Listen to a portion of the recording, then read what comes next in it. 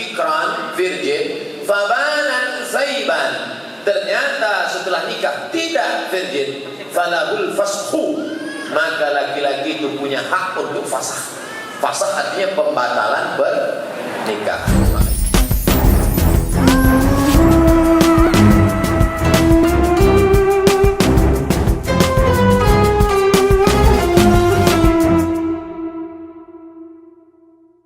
Ustaz, ini ada lagi. Ustaz, saya mahasiswi semester 5. Cita-cita saya meninggal husnul khatimah. Tetapi hobi saya berbuat maksiat.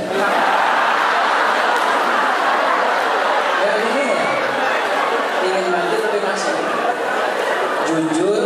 Jujur saya selalu menyadari perbuatan saya. Perbuatan yang salah, bahkan saya sering menangisinya.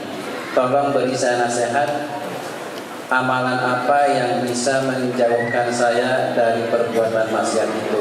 Saya sudah bosan menangis atas dosa-dosa saya.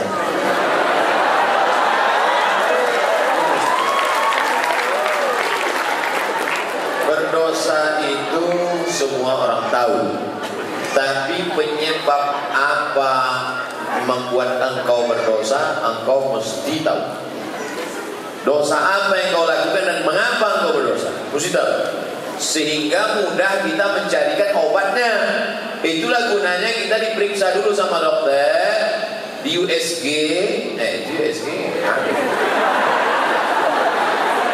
di scan, supaya dipastikan apakah dia usus buntu atau kanker, supaya jelas. Maka jangan sampai salah obat. Salah obat nanti jadi penyakit, racun. Oleh sebab itu maka diketahui dulu penyakitnya apa. Ini pertanyaan yang umum, maka saya jawab secara umum. Pak Ustaz, saya bergelimang dosa. Dosamu apa? Penyebabnya apa? Dosa saya ini karena sebabnya ini. Cepat atasi. Dosa ini penyebabnya ini. Obatnya ini atasi. Anda secara umum biasanya dosa hinggap kalau kita selalu sering sendirian. Maka jangan sendirian. Harus berjamaah. Buat komunitas. Saya senang anak-anak muda ini punya komunitas-komunitas. Saya banyak jumpa komunitas. Kamu dari komunitas mana? Saya dari komunitas jombloan fisabilillah, Pak Ustaz. Mantap. Kamu komunitas mana? Saya komunitas petato tobat, Pak Ustaz. Mana tato? Enggak kelihatan. Nih. Ustaz. Kamu komunitas mana? Saya dari komunitas subuhan berjamaah, Pak Ustaz. Bagus. Nah, jadi yang pertama jangan sendiri. Jangan pernah sendiri. Sekarang ini komunitas tazkiyah. Nanti pulang ke kos-kosan, mulai setan mendekat. Maka di komunitas kos-kosan juga cari komunitas kos-kosan yang Islami. Saya dapat berita katanya di sekitar Bogor tazkiyah punya tempat tinggal yang Islami. Betul. Nah, ini terjaga dia. Nanti di grup juga, di grup itu juga ada grup-grup yang menjaga kita. Kalau berada di grup yang buat maksiat, keluar. Kamu coba lihat grup-grupnya, pasti cek grup homo. Ngapain kau di dalam? Saya mau mendakwahi mereka. Kau gak kuat, bro. Belum tentu kuat. Nanti kalau sudah kuat baru. Jadi kalau ada grup yang kira-kira menyelamatkan kita. Jadi yang pertama menyelamatkan diri ini adalah pertama taubat nasuha, mandi taubat. Setelah itu berjamaah buat komunitas. Setelah itu istiqomah. Makanya nanti buat komunitas ada datanya, kartunya, fotonya, nomor handphonenya. Kalau nggak datang ditanya. Nanti nggak datang. Kenapa nggak datang? Ada ketuanya, ada. Nah, jadi insya Allah terjaga dia. Pertama taubat, yang kedua komunitas, yang ketiga istiqomah. Maka insya Allah kalau tiga ini dijaga, selamat kita. Mudah-mudahan yang mau tobat segera tobat sebelum malaikat maut datang. Ingat, malaikat maut datang tidak pernah melihat akte kelahiran. Jangan kalian pikir karena semester 5 malaikat masih lama. Semester 2 aja banyak yang gul. Wallahu a'lam bishawab. Alhamdulillah. Kita lanjut, masih ada waktu. Bismillah. Ustaz, assalamualaikum warahmatullahi wabarakatuh. Ustaz, saya mau nanya, kan waktu sholat Jumat tidak boleh berbicara. Gimana hukumnya dengan menjawab sholawat atas Nabi? Terima kasih. Idza sa'idal khatibu 'alal mimbar, kalau khatib sudah naik ke atas mimbar, fala yatakallamanna ahadukum, maka janganlah satu di antara kamu berkata-kata. Idza qulta li sahibika ansit, kalau kau katakan kepada orang di sebelahmu, faqad laghauta, maka kau sudah melakukan perbuatan laghaw. Wa man lagha fala jum'ata lah, siapa yang melakukan perbuatan laghaw maka tiada Jumatlah baginya. Diam, tiada Jumat baginya. Adapun khatib mengatakan, marilah kita berselawat kepada Nabi. Allahumma shalli ala sayyidina Muhammad. Apakah lawak? Tidak, karena dia sedang berdoa kepada Allah, memohonkan selawat untuk Nabi Muhammad SAW. Seandainya berdiri salah satu dari jamaah itu, jamaah sholat Jumat berdiri, lalu dia ngomong ke khatib, Pak Khatib, cepatan dikit dong. Ini kelas di tasjid mau masuk nih. Apakah batal khutbah Jumat? Tidak. Mana dalilnya? Karena Nabi pernah khutbah, tiba-tiba datang orang Arab Badui ke pintu Masjid Nabawi. Apa kata dia? Ya Muhammad, halakatil amwal. Wahai Muhammad sallallahu alaihi wasallam, kampung kami sudah hancur. Tanam-tanaman mati kering kerontang, onta-onta mati tidak minum. Tolong berdoa kepada Allah. Apakah Nabi waktu itu ngomong batal sholat Jumat? Nabi angkat tangan. Nabi angkat tangan. Apa kata Nabi? Aghithna, aghithna, aghithna. Itulah yang disebut dengan istisqa dalam khutbah Jumat. Nabi disuruh berdoa, minta supaya turun hujan. Selesai sholat Jumat, pulang sahabat, basah halaman Masjid Nabawi. Begitulah hebatnya doa Nabi SAW. Jadi yang membatalkan itu kalau berkata-kata sesama jamaah. Adapun jamaah berdoa, jamaah ngomong ke khatib, atau sebaliknya, khatibnya ngomong ke jamaah, apakah batal khutbah? Tidak. Nabi sudah khutbah, tiba-tiba ada seorang laki-laki datang, langsung duduk. Apa kata Nabi? Berdiri, berdiri, berdiri kata Nabi. Nabi suruh dia sholat 2 rakaat. Andai saya sedang khutbah, tiba-tiba datang seorang laki-laki duduk, saya suruh dia berdiri. Saya belum pernah lagi. Berdiri sholat. Makanya kalau adik-adik terlambat, jangan langsung duduk waktu sholat Jumat. Tetap sholat 2 rakaat. Tapi janganlah sholatnya di depan khatib. Ini udah terlambat, pergilah ke pinggir-pinggir sana. Ini udah terlambat di depan khatib langsung. Allah. Pakai baju kaos tulis nih, emang masalah buat uang.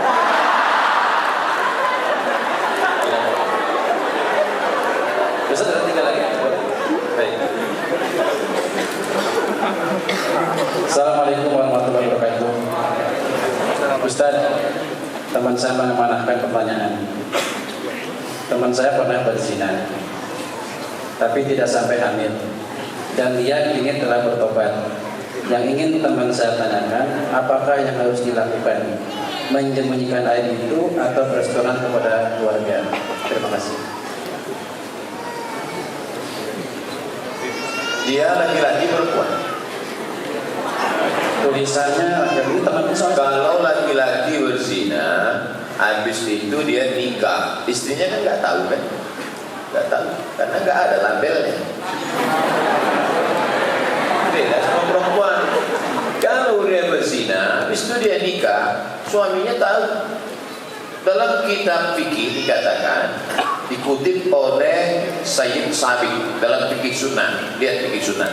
Inishtarata bikran, kalau seorang laki-laki menikah mensyaratkan istrinya mesti bikran. What the meaning of bikran? Virgin. Inishtarata bikran, kalau laki-laki mensyaratkan istrinya harus bikran, virgin, fabanan zaiban, ternyata setelah nikah tidak virgin, falahul fashu, maka laki-laki itu punya hak untuk fasakh. Fasakh artinya pembatalan pernikahan. Makanya tertulis di botol, do not accept if cell is broken. Makanya saya tanya, tadi yang tanya laki-laki apa? Perempuan. Kau laki-laki, dia tobat nasuha, selesainya kau ceritakan sama dia. Yang buat deh, ada sesuatu yang mau ceritakan. Apa bang? Kau bukan yang pertama. Apa?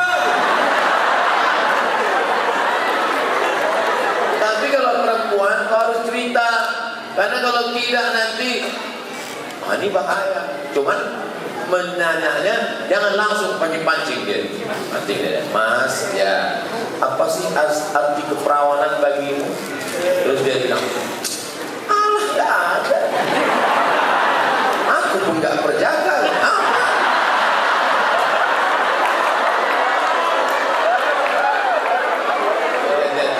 Kalau memang dia siap menerima, lanjutkan. Tapi kalau tidak, itu nanti bisa menjadi fasah namanya. Apa namanya? Fasah. Fasah itu artinya pembatalan pernikahan karena laki-laki punya hak. Ini hati perempuan. Mudah-mudahan Allah menjaga kehormatan anak-anak. Amin. Ustaz, dua lagi. Bagaimana jika perekonomian di dunia berbasis Islam? Akan seperti apa perekonomian itu? Apakah masih ada kemiskinan? Apakah masih akan terjadi inflasi? Kita bicara tentang ekonomi di alam gaib atau alam nyata? Saya tanya sekali lagi. Bicara ekonomi Islam ini bicara teori di alam kertas, makalah, seminar, lokakarya, atau pernah nyata di alam nyata? 2,5 tahun jadi khalifah dan dia menantang siapa yang bisa berjalan kaki dari Son'a ke Darul Baydah. Son'a, Yaman. Sekarang kita hitung, Yaman, naik Yaman, Saudi Arabia, naik ke atas Suriah, Yordania, Palestina, naik ke atas lagi Mesir, Tunisia, Aljazair, Maroko, 9 negara. Siapa yang sanggup jalan kaki 9 negara mencari fakir miskin, bawa ke sini, kata Umar bin Abdul Aziz. Abad kedua Islam, tidak ada fakir miskin kalau ekonomi Islam diterapkan. Jadi kita bukan cerita masalah makalah seminar, kita bicara tentang pernah wujud ada di alam nyata. Bukti, real, fakta, bukan fiktif. Jadi orang Islam cerita ekonomi ini bukan dongeng, bukan cerita tentang masalah. Nah, ini mesti diwujudkan kepada umat Islam. Lalu kemudian kenapa dalam fikih itu? Coba baca kitab tafsir di abad-abad keempat, abad-abad kelima, abad-abad keenam. Mereka cerita tentang anjing Ashabul Kahfi warnanya apa? Apakah anjing herder atau anjing bulldog? Mereka cerita tentang perahunya Nabi Nuh sebesar apa, kayunya dari kayu apa, mendaratnya di mana. Lalu kemudian orang zaman sekarang baca itu, apa ini? Ngapain dikaji anjing Ashabul Kahfi? Ngapain dikaji? Justru kalau dilihat dari sisi lain, begitulah hebatnya ekonomi zaman itu sampai mereka memikirkan sesuatu yang berlebihan karena memang makan cukup, kehidupan luar biasa, ekonominya mapan, sampai mereka berpikir tentang sesuatu yang tak terpikirkan oleh manusia sekarang. Sekarang kenapa orang tidak produktif? Gimana mau produktif? Ekonomi morat-marit, tunggang langgang, hitang-tukang. Jadi kalau dibaca abad-abad pertengahan, abad keempat, abad kelima, abad keenam, kenapa tafsir-tafsir, fikih-fikih itu mengkaji dengan kajian luar biasa. Bahkan di Indonesia, kalau adik-adik nanti baca fikih ketika Islam sedang jaya-jayanya di Kalimantan, ada kitab fikih namanya Sabilal Muhtadin, ditulis oleh mufti kerajaan Banjar, namanya Syekh Muhammad Arsyad Al-Banjari. Dikaji tentang masalah sesuatu yang tak terpikirkan oleh manusia, saking mapannya ekonomi mereka saat itu. Andai ada seorang pergi ke hutan, bisa konsen, masih bisa.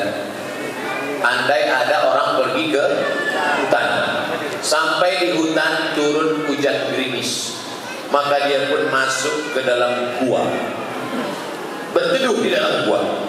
Setelah berteduh dalam gua, hujan pun reda. Lalu dia keluar dari dalam gua melanjutkan perjalanan.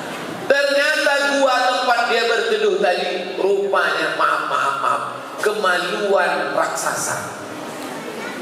Apakah dia wajib mandi junub? Orang sekarang kalau baca itu, ngapain dikaji masalah ini? Kan gak penting. Memang Memang betul, tapi cari sisi lain. Begitulah mereka berpikir, saking kan sudah mapannya ekonomi saat itu. Tak ada lagi fakir miskin, orang kaya raya, sampai orang berpikirnya pun kelas VVIP. Jadi banyak orang ada, ini kitab-kitab klasik ini Ustaz terlalu besar masalah. Kenapa kitab itu sampai 1 meter panjangnya? Tafsir Al-Kabir yang ditulis oleh Imam Fakhruddin Ar-Razi 606, 1 meter panjangnya. Kitab-kitab fikih itu ditulis Raudhatul Talibin wa Umdatul Muftin. Dalam syarah hadis pula Fathul Bari syarah Sahih Al-Bukhari sampai dikaji masalah waw, masalah fa, masalah wa. Untuk apa dikaji ini? Saking kan makmurnya hidup mereka, tak ada lagi dikaji masalah kemiskinan. Kenapa penulis-penulis sekarang tidak produktif? Salah satu sebabnya adalah masalah ekonomi. Saya hanya ingin bercerita bahwa umat Islam kalau cerita ekonomi Islam bukan cerita teori tapi pernah jaya, dia ingin mengulang kejayaan itu. Dan kalau Islam jaya, semua akan mendapatkan rahmat. Wa ma arsalnaka illa rahmatan lil alamin.